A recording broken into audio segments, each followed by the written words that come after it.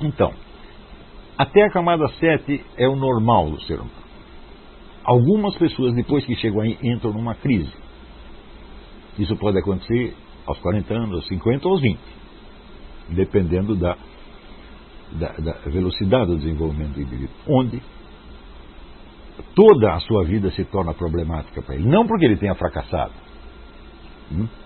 ou não porque ele não foi amado, ou não porque ele está sem dinheiro, ou não porque ele seja um incapaz, mas supondo-se que deu tudo certo, ainda assim está errado. A vida tem uma falta de fundamento. E é aí que o indivíduo transcende a esfera da mera sociedade para se confrontar pela primeira vez com a condição humana real, universal, por exemplo. Nós todos estamos aqui, vamos morrer, não sabemos o que estamos fazendo aqui, tá certo? E, vamos dizer, vem aquela pergunta: a morte tira o sentido de tudo? Tudo isso é uma absurdidade, tá certo? Então aí começam questões filosóficas, não no sentido escolar, mas no sentido real. Então isso quer dizer, o homem que não chegou a essa etapa de crise, ele não está apto para estudar filosofia, porque ele só vai pegar da filosofia os esquemas gerais abstratos, não vai ter substância de vida aquilo. Então ele realmente não sabe do que a filosofia está falando. Por exemplo, determinismo e livre-arbítrio, eu digo, é uma bela questão, nós podemos mostrar muita habilidade lidando com isso. Espera aí, mas e se é o determinismo e livre-arbítrio da minha vida? Epa! Aí eu começo a sentir o drama mesmo. Eu sei do que estão falando. A questão, por exemplo, da vida após a morte. Nós podemos ler lá a doutrina da igreja, os filósofos, etc, etc, e chegar a uma série de conclusões. Mas espera aí, e se é a minha morte? E se eu me pergunto, por exemplo, eu posso morrer agora? E se você percebe isso não apenas como uma hipótese abstrata, mas como um risco iminente, por exemplo? Então você tem a crise. Só a partir desta crise você pode desenvolver uma camada nova que eu chamo de personalidade intelectual. Onde as suas ideias e crenças a respeito da vida começam a ser o centro da sua vida. Elas não são um enfeite. Agora elas são o centro. Então, as crenças que você subscreve, as ideias que você defende, etc, etc, têm um valor existencial para você que antes não tinha. Antes podia ser um meio de você brilhar na sociedade, um meio de conseguir afeição, um meio de se desempenhar eficientemente das suas funções de professor, ou escritor, jornalista, tá certo? Ou o simples exercício de um dever de cidadão, tá certo? Mas agora não, agora elas são o centro. Quer dizer, aquilo que eu acredito mesmo, aquilo que eu penso mesmo, começa a ser importante. É claro que é só aí que você é um filósofo, meu Deus do céu. Essa é a coisa mais óbvia do mundo. Antes a pessoa está imitando, está brincando de filósofo. Então, você é um filósofo mesmo quando morrer pelas suas ideias, tá certo? É uma alternativa perfeitamente viável, como foi para Sócrates.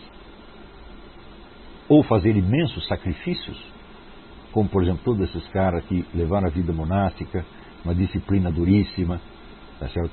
Ou jesuítas que eram mandados para outro continente para ser comidos vivos pelos índios, etc, etc. Então, aí você prova que aquilo que você pensa, que as suas opiniões, são realmente a orientação da sua vida, e não apenas um enfeite, um subterfúgio, etc, etc. Então, é só essas pessoas que estão falando seriamente. Os outros não estão apenas brincando. Do ponto de vista do leitor que está, por sua vez, na camada 4, na 5, na 6, etc., ele não percebe muita diferença. Talvez perceba ao longo de muito tempo. Quer dizer, você lê uma coisa bonitinha, escrita por um sujeito e diz, esse cara é um filósofo, etc. Depois de uma longa experiência, você percebe que não é bem assim. Muito bem. Supondo-se que você tenha chegado até aí, então você sabe o que você pensa e você, por assim dizer, você paga a conta das suas ideias. Então, nesse momento, você começa a se colocar, por assim dizer, acima da sociedade, como alguém que não é mais determinado por ela, mas que busca determiná-la. Aí você está apto para exercer um poder. Se você pensar, por exemplo, se você estudar a vida dos grandes governantes, bons ou maus, não interessa, porque não é disso que eu estou falando. Você estuda a vida do Lenin ou do Napoleão Bonaparte, tá certo? Você vê que eles estavam persuadidos de que a sua vontade e a sua visão das coisas se sobrepunham à sociedade, ao ponto de que eles podiam determinar o que ia acontecer na sociedade. Está entendendo? É claro que é só uma pessoa assim que está apta a ser um governante, embora qualquer pessoa de camada 4 possa ser colocada numa posição de governante. E, evidentemente, a conduta do sujeito vai ser praticamente ininterpretável. E quanto mais confusa, mais as pessoas podem achar até que é um personagem fascinante, porque não estão entendendo nada. Mas ele é fascinante não por excesso, e sim por falta, como é o caso do Lula, por exemplo. Ninguém o entende, porque não há o que entender. Não porque seja uma mente complexa, abrangente, tá certo? Que tem planos que ninguém compreende, tá certo? Por exemplo, Napoleão era um sujeito que ninguém compreendia. Ele chegava num campo de batalha, ele fazia planos de batalha que contrariavam tudo que os neguinhos tinham aprendido na academia militar. Ele dizia, é para fazer isso. Daí o cara, não, mas capitão, o manual diz o contrário. Não, mas faz assim que vai dar certo. E dava. Então, o próprio Lenin, quando Lenin achou que era possível haver uma revolução proletária num país sem proletariado. Então ele estava contestando não só a organização vigente, mas a própria teoria na qual ele se baseava. Ele, por assim dizer, superou o marxismo clássico e inventou uma outra coisa, a revolução proletária sem proletária. Ele achou que isso era possível e era, tanto que foi feito. Então você veja que a conduta desse sujeito não é mais determinada pelo meio social, pelas influências, mas por uma iniciativa dele. Ele se torna uma força social plasmante, por assim dizer. Então, isso é a camada 10. A camada 11 já vai muito além disso, porque é um indivíduo que não apenas se sobrepõe à sociedade, mas se sobrepõe ao seu momento histórico. O caso, vamos dizer, do governante que eu citei antes, é alguém que se sobrepõe à sociedade presente, e que exerce sobre ela um poder efetivo, não um poder nominal. Não é que o sujeito é presidente da República. Tem gente que nunca exerceu cargo nenhum e fez isso,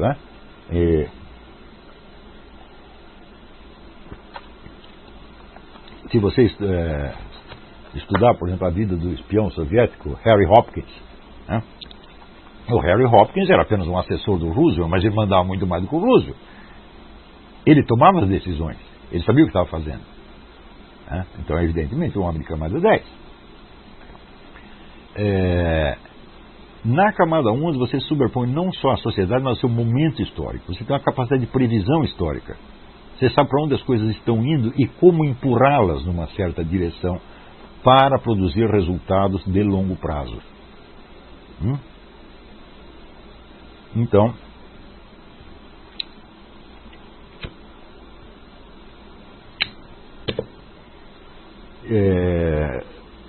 isso é camada 11. Mas até aí, até a camada 11, você ainda se vê a si próprio como centro agente. Mas pode chegar um momento em que você vê que acima de você tem um outro centro decisório que está atuando através de você. E aí pela primeira vez você sabe o que está falando quando diz a palavra Deus. Você pode, desde as camadas anteriores, vislumbrar isso aqui. Mas, veja, um governante, um homem de camada 10, ele pode dizer que está agindo em nome de Deus, mas ele não sabe. Hitler dizia isso. Não é isso? Muitos disseram isso ao longo do tempo. Outros não dizem em nome de Deus, mas acreditam que é uma força transcendente, como, por exemplo, o próprio Lenin achava que era, vamos dizer, as leis imanentes da história que o estão dirigindo. Na verdade não eram, era apenas a cabeça dele. Você pode ter esse vislumbre disso, mas existem pessoas que estão em contato permanente com essa fonte. Quando você estuda a vida de um santo, do Padre Pio, uma coisa assim, você vê que ele sabe quando é ele que está agindo, por conta própria e quando alguém está agindo por meio dele para fazer coisas que ele não conseguiria fazer. Então aí, por assim dizer, é quando o próprio Deus coloca a força dele na tua mão. Mas você sabe que a força não é sua. Então aí é claro que a sua possibilidade de ação transcende não somente a sociedade e a história, mas transcende até, vamos dizer, o mundo físico que te rodeia. Você é capaz de fazer impossibilidades físicas. Tá certo? Então, muito bem, até a camada 7 é normal que as pessoas cheguem. Por assim dizer, é obrigatório. As pessoas toda hora falam cidadania, cidadania, mas vocês não sabem o que é isso. Se você não transcendeu a camada 4, 5, 6, você não chega na 7 e você não é um cidadão. Você é apenas, vamos dizer, um menino inseguro buscando um grupo para se autoafirmar dentro como membro do grupo, tá certo? Ou você é um guerreiro permanente querendo provar para si mesmo as suas próprias capacidades, ou você é apenas um bom funcionário, tá certo? Subalterno, evidentemente, né? Mas não é um cidadão ainda. Então, quer dizer, para alcançar a cidadania é necessário o desenvolvimento humano. Sem isso, é tudo uma farsa. Então você vai ter objetivos de camada 4, ou no máximo 5, camufladas em exercício da cidadania. Como hoje você vê por tudo quanto é lado. Então, as pessoas perguntam, mas qual é o método para você diagnosticar em que camada uma pessoa está? Bom, não existe um teste, evidentemente, e nem poderia existir, porque se trata de uma psicologia biográfica, a psicologia do desenvolvimento. O que quer que seja teste só pode avaliar, vamos dizer, o seu estado presente. Não pode colocar você dentro de uma linha de desenvolvimento. Mas se você observa a biografia das pessoas, você pode fazer essas duas perguntas. O que elas estão buscando de maneira mais permanente? O que quer dizer? Não precisa ser consciente, é? Tá certo? Você vê isso não pelo que as pessoas dizem, pela autoexplicação, mas pela sua conduta real. E em segundo lugar, pelo que elas sofrem.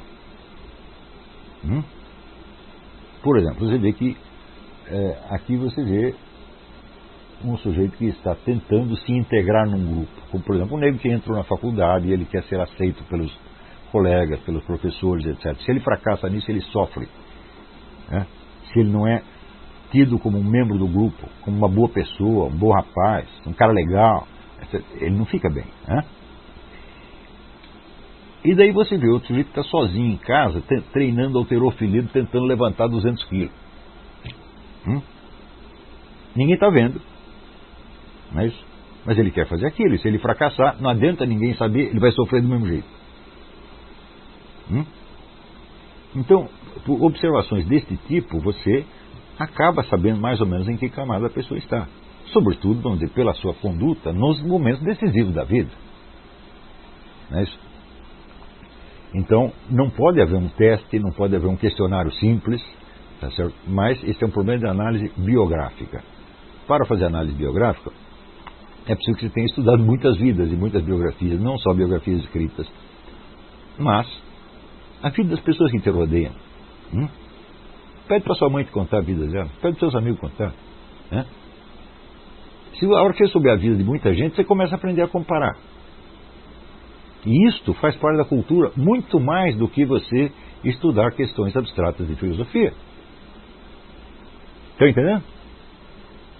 Então, é claro que a inspiração primeira da ideia, eu devia ao Boris Christoff, mas o resultado que eu cheguei era muito tão diferente do que ele chegou, que o esquema da teoria da personalidade, das camadas da personalidade, é perfeitamente compreensível sem qualquer referência ao Boris Christoff, mas de qualquer modo foi uma dívida que eu tenho. A gente nem sabe, mas ele me deu um empurrão. Então fica aí contada a história e exposta esquematicamente a teoria das camadas da personalidade. Nós podemos até voltar a esse assunto com mais detalhes depois. Para as pessoas que estudam astrologia e que gostam de astrologia, uma primeira advertência por um mapa astrológico você jamais sabe em que camada o sujeito está. Portanto, o mapa astrológico não diz a respeito disso, porque o mapa astrológico é o mesmo desde que o nego nasce até que ele morre. Então, por isso não aquilo que eu chamei de caráter. Caráter são aqueles fatores absolutamente permanentes que ficam imutáveis na passagem de camada a camada. Né? Se o horóscopo corresponde a alguma coisa que ainda está para ser averiguado, tá certo? Ele só pode corresponder aos fatores permanentes. E o pessoal pergunta, mas e as progressões, os trânsitos planetários, etc, etc. Todas as progressões de trânsitos planetários só fazem sentido quando referidos à figura estática do horóscopo originário. Portanto, eles são apenas um desdobramento matemático inteiramente previsível. Tá certo? E se são inteiramente previsíveis, eles não podem ter nada a ver com a passagem de camada a camada. Tá? Então, vamos fazer um intervalinho, daqui a pouco nós voltamos.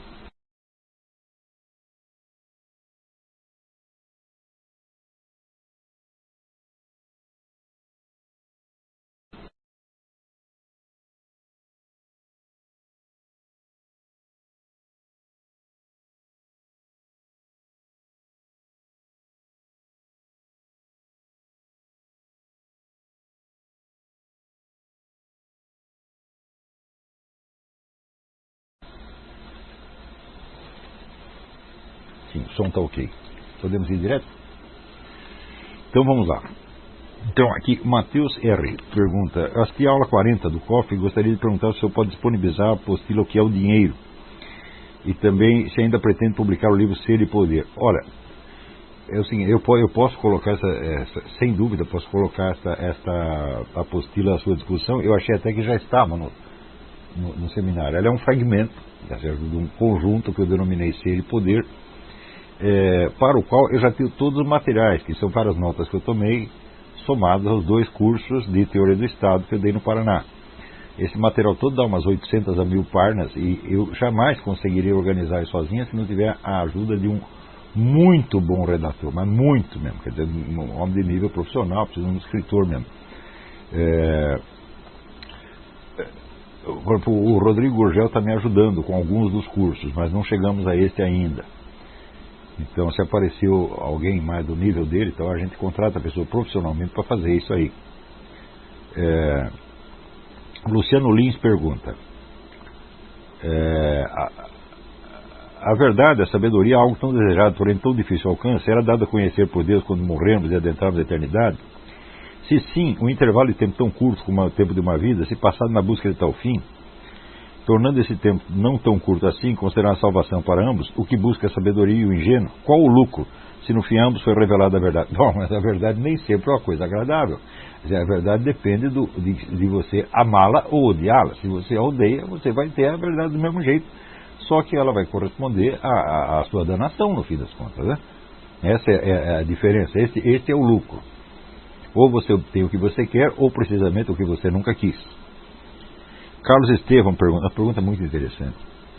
Como associar uma camada geral da população no país conforme a análise do que vem impresso nas suas cédulas? Textos como Deus seja louvado, figuras históricas e personalidades teriam uma representação superior à dos micos, onças, carpas e beija-flores do Brasil? Olha, eu acho que uma das dificuldades no Brasil são exemplos de personagens históricos, de verdadeiros heróis, ou santos, ou gênios criadores, que possam servir de modelo à população. Por exemplo, as figuras que eu via nas cédulas quando eu era criança, elas não me diziam nada, e hoje, que eu estou com 67 anos, continuam não me dizendo absolutamente nada. O que pode me significar, por exemplo, o Marechal Deodoro, que é um sujeito que foi tirado da cama, era um monarquista que foi tirado da cama e chegou na hora e disse Viva a República. E 5 minutos depois já não queria mais. Né? Ele é um personagem absolutamente insignificante. Né?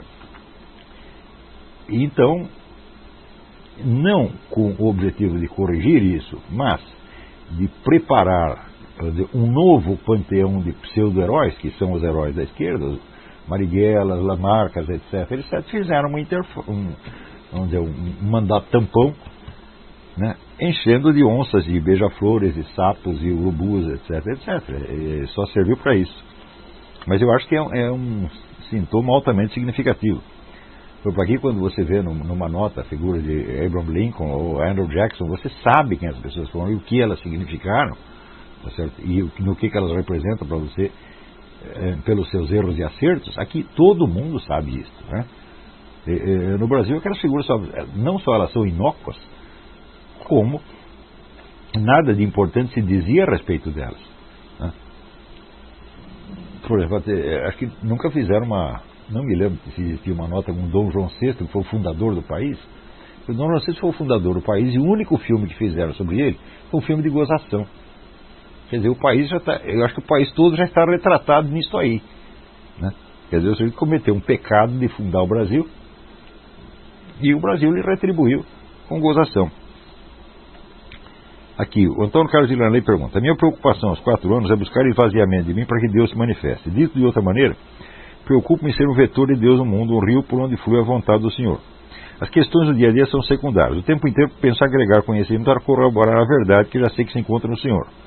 Em última instância, meu critério de satisfação é saber se o que fiz, disse ou coloquei está de acordo com o que Deus me pede. Passando por esse critério, o resto que se dane. Em linhas gerais é isso. Qual a camada poderia estar? Em qualquer uma delas, porque essa preocupação em si, ela pode estar presente ao longo de toda a vida. O que eu disse que caracteriza a camada 12 é que o indivíduo já tem já é um instrumento consciente da ação de Deus. Não apenas que ele queira ser isso, às vezes nem quer, mas a coisa simplesmente acontece. Tá certo? Então é um profeta, um santo, uma pessoa desse tipo. Existem indivíduos que, por terem sido agraciados com esse carisma, um minutinho, tem uma maquininha infernal tocando aqui, isso é hora.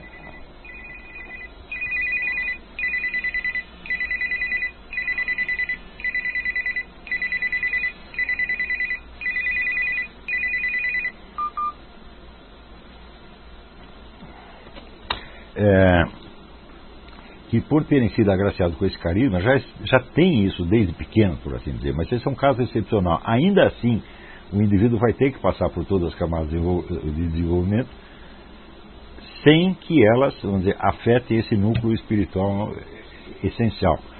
Quer dizer, pelo fato de você buscar isso, isso é uma escolha moral sua. Isso ainda não, vamos dizer, não está incorporado na sua personalidade como uma realidade presente, né? Eu estou falando das pessoas que estão camada 12, são pessoas que realmente estão conversando com Deus, tá entendendo? É diferente né? Nós falamos com Deus, mas quando Ele fala conosco, a gente não ouve nada, não entende, assim, só rarissimamente. Mas, vamos dizer, Deus como uma força atuante que decide a nossa conduta imediatamente, pouquíssimas pessoas têm isso, né?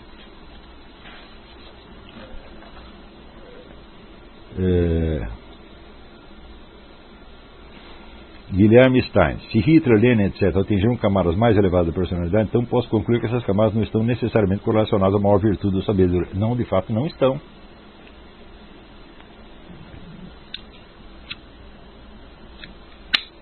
E se estivessem, seria o absurdo dos absurdos, porque reduziria a moralidade a uma questão de desenvolvimento psicológico. Quer dizer, o desenvolvimento psicológico é em si mesmo um fator moralmente neutro, como o desenvolvimento físico. Então, o desenvolvimento moral da pessoa é outra coisa. Eu estou falando do desenvolvimento da consciência no sentido de saber o que está acontecendo, não no sentido, vamos dizer, das escolhas morais, né?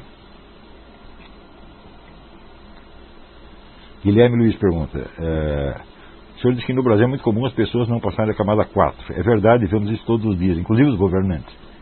Você acha que os políticos como Lula e Dilma estão na camada 4? Mas sem sombra de dúvida. Quer dizer, a aprovação da patota é tudo para essas pessoas. Eles não são nada fora disso, né? A que ponto esses líderes contribuem para aumentar o número de pessoas que permanecerem nessa camada? Contribuem muito, em primeiro lugar, porque a simples presença deles na vida pública já introduz aquele elemento de duplicidade. O sujeito finge que está fazendo uma coisa, mas ele está buscando outra completamente diferente. Então, fica difícil você interpretar a conduta dele. A conduta vai parecer, vamos dizer, ambígua, incompreensível. E pior, muitas pessoas vão achar que isso aí é alguma profundidade, algum mistério que existe na cabeça do cara, quando não é. É justamente a sua insuficiência, é o fato de que o indivíduo está representando um papel que está muito acima daquilo que ele pode compreender. Gilvan Xavier pergunta: o sujeito com 40 anos está na camada 4, tem como se autoeducar e ultrapassar essa fase? Tem. É só você passar por uma fase de desafios que você coloca a si mesmo, sem plateia, sem que ninguém saiba, para você vencer. Não é isso? Então, eu me lembro claramente de quando eu passei por esta fase. Eu devia ter o quê? 13, 14 anos, onde quando eu tinha medo de uma coisa, era exatamente aquela coisa que eu ia fazer para perder o medo. Ninguém sabia, não tinha ninguém vendo, mas era para eu adquirir, eu ser uma fonte da minha própria segurança. Na hora que você é a fonte da sua segurança, não é que você não precisa mais da aprovação do outro. Claro, você vai precisar a vida inteira, porque isso é normal no ser humano. Mas isso não vai ser, vamos dizer, o fator determinante da sua conduta. Tá certo? Então, para sair da camada 4 tem que passar para 5. E a 5 exige o quê? Esforço, coragem. É basicamente um teste de coragem. Teste de coragem, teste de capacidade, tá certo? Que você faz perante você mesmo, com o objetivo de você se tornar a fonte da sua segurança psicológica. Né? Você e nunca os outros, nunca o meio. É muito fácil a pessoa dizer assim, eu penso com a minha própria cabeça, ou como diz o outro, eu penso com meus próprios miolos, eu isso, eu aquilo. Isso simplesmente não é verdade. As pessoas não estão fazendo isso. A motivação delas ainda é o apoio grupal, ainda é ser aceito numa determinada comunidade. Né? Não tem autonomia. Quer dizer, a fase 5 é a fase do risco. Por exemplo, vamos dizer, um bom treinamento militar é bom para isso, porque é claro que você vai querer ser aceito pelos seus colegas, né, seus companheiros de turma, isso é tudo normal. Só que isso não vai decidir o problema. A hora que o sargento te coloca uma mochila de 50 quilos nas costas para você andar no meio da lama durante 2 dias sem parar, sem dormir, você vai ter que fazer isso, você vai ter que vencer por si. Não, o apoio dos outros não adianta. Então, colocar desafios para você mesmo, até o máximo limite da sua capacidade. Né?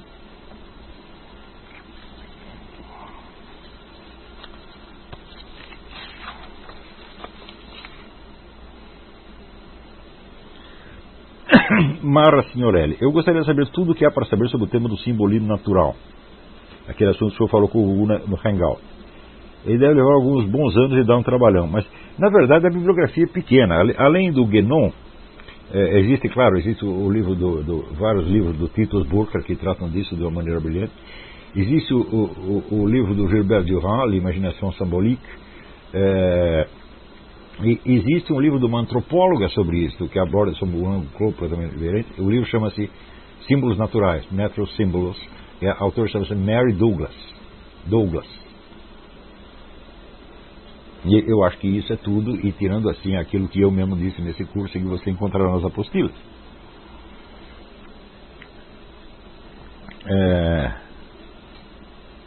José Tempesta, nessa semana procurei o senhor no Facebook para lhe perguntar sobre o aconselhamento de grupos de estudo. O senhor pediu que procurasse durante o curso para pudesse agendar uma audiência.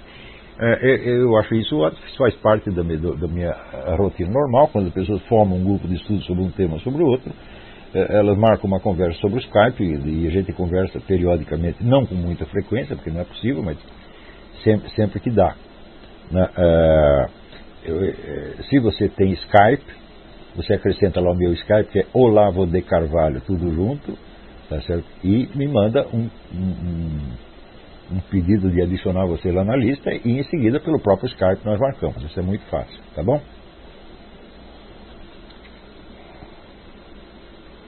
Marcelo André, o senhor já presenciou alguém que aos 30 ou 40 anos superou a camada 4 e foi empacado nela, nessa idade onde a maioria das pessoas acha que não tem de mudar mais nada? Sim, já vi, às vezes forçado pelas circunstâncias, né? Às vezes você vê pessoas que elas são carentes afetivos, estão sempre buscando a aprovação do grupo, tudo que fazem é para se mostrar para o grupinho e para ser aceito e para...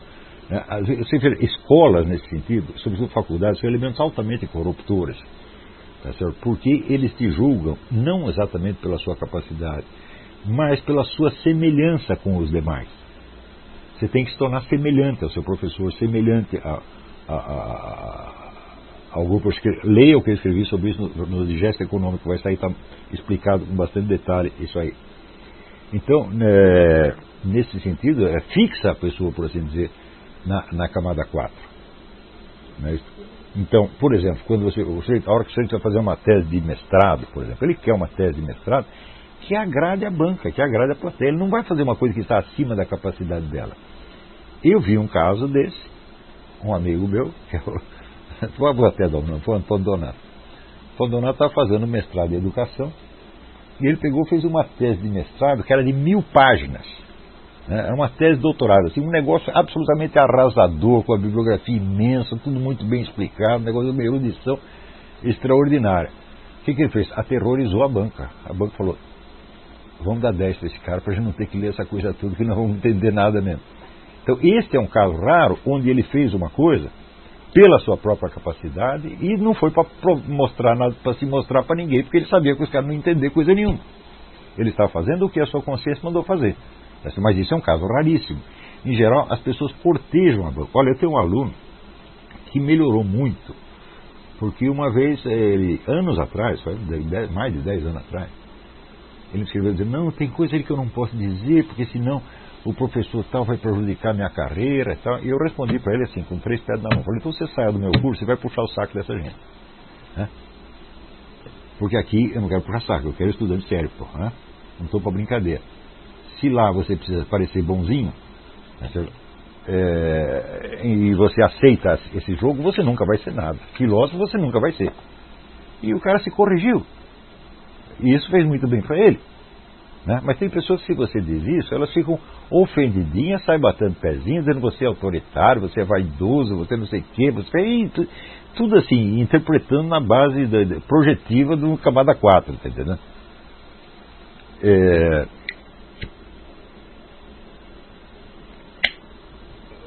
Meu problema de camada 4 eu resolvi na adolescência.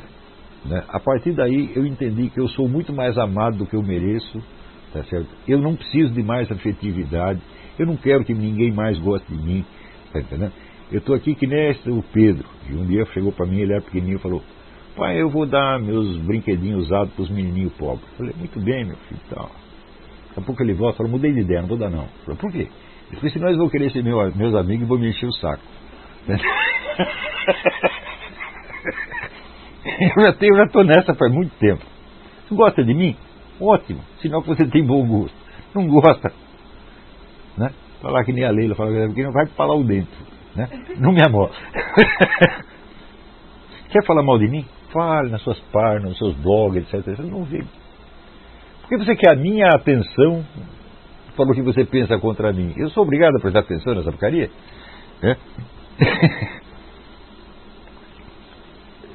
Mas eu já vi pessoas, vamos dizer, pularem da camada 4 para 5 forçada pelas circunstâncias. O sujeito é espremido numa situação onde não adianta ele querer afetividade, não adianta ele querer apoio, ele vai ter que resolver sozinho. E daí ele tem que se virar. Né? As situações de perigo. Agora mesmo eu estava lendo um livro que chama Ataques de Ursos. Estou lendo tudo de urso. E ali tem um médico que tratou de várias vítimas de ataques de urso e que ele diz que existe o fenômeno que chama de coragem impregnada. Quer dizer, você vê uma pessoa numa situação difícil e aparece uma coragem que você nunca teve. Né? Por exemplo, seu amigo está sendo lá comido pelo urso e você vai dar uma facada no urso, coisa que antes você era capaz de fugir de um cachorrinho. De repente, aparece isso, muitas vezes na vida. Quer dizer, às vezes o que é ruim é bom. Não é isso? Leandro Estives, o professor Ricardo da Costa envia-lhe um abraço. Manda outro para ele. O professor Ricardo da Costa é uma pessoa digna do maior respeito. Tem feito um belo trabalho na área de história. Outro dia até alguém me perguntou, falou, não, ele me ofereceu um mestrado para estudar com ele. Está falando, aceita correndo. Né? Conviver com um homem desse vai te fazer bem pro resto da vida. E aqui tem o mesmo Leandro, Adriano de Oliveira pergunta, não é o mesmo, é outro. Tem uma dúvida relacionada com o tema da aula.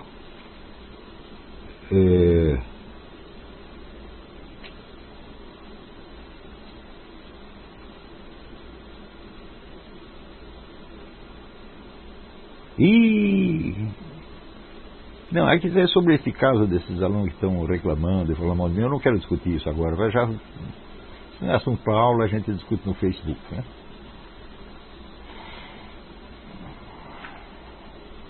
Eu só digo o seguinte, faz 30 anos que eu dou aula, e faz 30 anos que de vez em quando existe um autoexpurgo periódico. Né? E as pessoas vão esbravejam, falam barulho engraçado, depois elas desaparecem. Passa 10, 20 anos, elas começam a cercar de novo, pedindo um lugarzinho ao sol, não para mim diretamente, mas para alunos, amigos, etc. Isso é batata.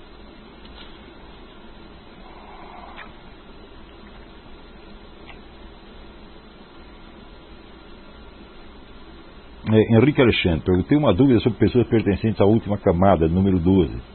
Algumas, acredito que até mesmo alguns santos, não possuem oportunidade para influenciar o curso da história nem o político imediato. Como é caracterizar a progressão do patamar nesses casos? Os santos, eles têm uma influência histórica de qualquer jeito, que transcende muito, tá certo? A esfera imediata e vai se prolongando pelos séculos. Você imagina o simples fato de um desses santos, que ao morrer, o corpo deles permanece intacto durante séculos ou milênios. A simples fato dessa presença já está mudando tudo. Quem quer que viu isso uma vez não é mais ou menos nunca mais. E mesmo que não tenha visto, o corpo está lá, é uma possibilidade permanente. Isso é o que se chama, no mundo esotérico, a ação de presença. Ele está mudando a coisa pelo simples fato que ele está ali.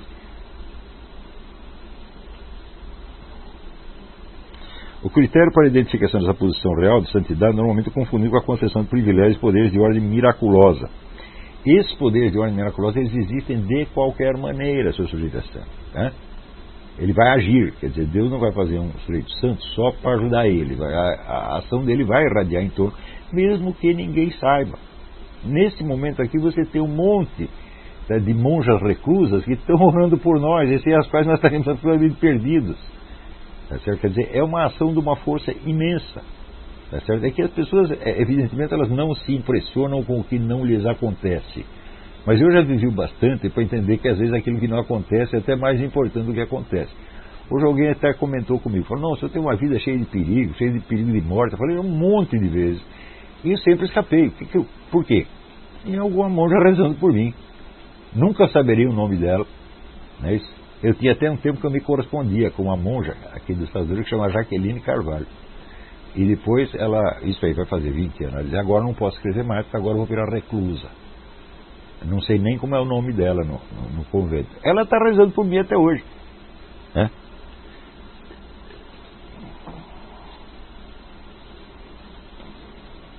Frederico Westing Brito, existe alguma relação entre as camadas da personalidade e as chamadas moradas, conforme ensinou Santa Teresa d'Ávila? Acredito que não. Mas eu não fiz um estudo específico sobre isso. Eu gostaria de fazer, mas eu acho que, vamos dizer, a psicologia da santidade não está ao alcance da minha compreensão ainda. Eu posso ter uma compreensão, por assim dizer, livresca da coisa, ou meramente doutrinal. Tem gente que quando obtém isso já acha que sabe tudo, mas eu sei que não é assim. Então, isso é importante. Você só compreende até aquela camada em que você está. A seguinte você vislumbra. Então, por exemplo, eu vislumbro coisa dos santos, mas eu não sei o que eles estão fazendo. E eu não me considero qualificado para fazer uma psicologia da vida espiritual. De jeito nenhum. Eu posso fazer uma psicologia da vida histórica, da vida cultural, etc. Até onde eu posso entender. Né? Mas daí para cima, não. Agora, essa consciência da sua... Curioso que essa consciência da limitação que tem a camada em que você está, só aparece quando você está nas camadas mais superiores, a partir da 8. Antes disso, você não tem muito essa visão e, assim, ingenuamente, acha que você pode julgar tudo. Mas seus julgamentos serão todos projetivos. Né? Por exemplo, esse pessoal que o Olavo ele está impondo, ele não deixa os alunos discordarem dele. Isso, evidentemente, é tudo projetivo. É o que ele sente interiormente, é o que ele faria se estivesse no meu lugar. Tá? E ele acha que ainda estou precisando disso. Fala, meu Deus do céu, vamos pensar uma coisa séria. Vocês acham que se eu quisesse parecer bonitinho, altamente respeitável, ser amado por todo mundo, eu não saberia fazer isso? Saberia fazer com o pé nas costas. Né? E por que eu não faço? Eu não faço justamente porque isso aí atrai um monte de pessoas que depois só vão me criar problema. Mesmo eu colocando na porta uns palavrões para espantar os chatos, eles acabam entrando e criam esses problemas. Se eu não fizesse isso, minha gente, né, os nogues e rasos seriam milhares. Né? Assim como um político. O político parece bonzinho para todo mundo.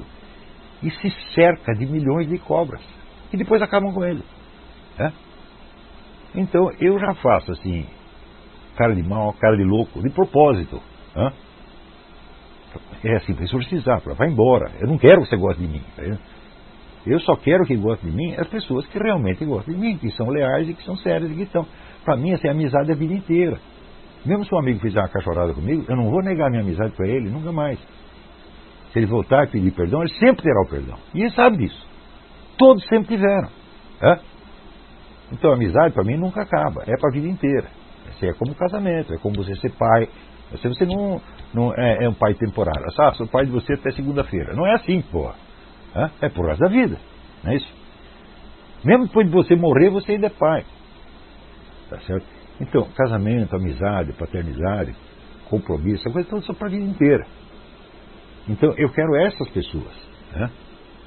Pessoas que, mesmo, vamos supor que o sujeito é um baita de um gênio, e daqui 10 anos ele está sabendo 40 vezes mais do que eu.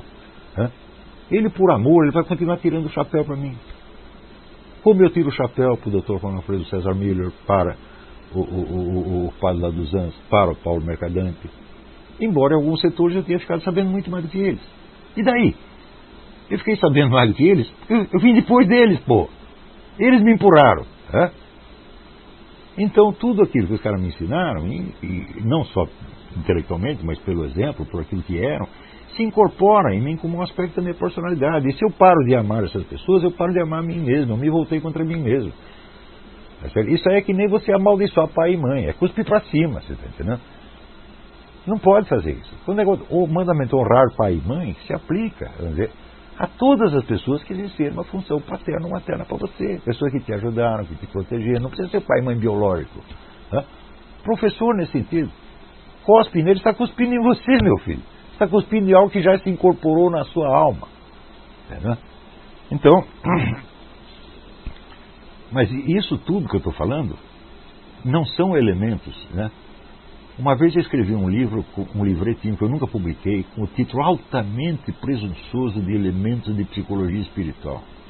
É ridículo esse texto. Graças a Deus eu não publiquei isso. É um livro sobre a teoria das castas. Eu falei, mas isso não é psicologia espiritual. Isso é uma sociologia apenas. Mas na época me pareceu bonito escrever psicologia espiritual, meti lá. Entendeu? Se eu publicar, vou mudar o título, evidentemente. Mas a verdadeira psicologia espiritual, como a ensina Santa Teresa, é uma coisa que eu consigo mais ou menos vislumbrar. Eu estou aqui como uma criança, uma criança pequena vendo o amor do seu pai e da sua mãe. Ele não entende aquilo. Ou vendo, às vezes até conversa simples. Eu me lembro que meu pai e meu tio conversavam de futebol, não entendia nada. Eu sabia que era alguma coisa que eles estavam falando, tal, mas aquilo para mim era esotérico. Certo? Não é que eu não entendesse nada, entendi alguma coisa suficiente para saber que eu não estava entendendo nada. Então, a psicologia da santidade é a mesma coisa. Então, aqui só para...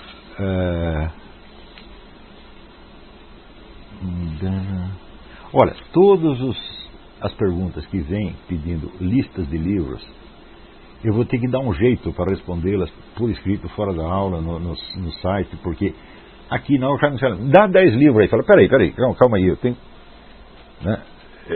que selecionar, pensar um pouco e fazer uma listinha, isso não sai na hora, Então, às vezes são coisas que eu li 30, 40 anos atrás, eu preciso rastrear de novo lá, ver como é que é. Então, essas coisas prometo que eu vou inventar um jeito. Já existe na internet uma lista enorme de livros que eu recomendei. Mas ainda falta muito sobre pontos específicos que as pessoas perguntam. Eu vou inventar um jeito de resolver essa questão, prometo. Então, eu acho que por hoje é só. Muito obrigado a todos. Até semana que vem.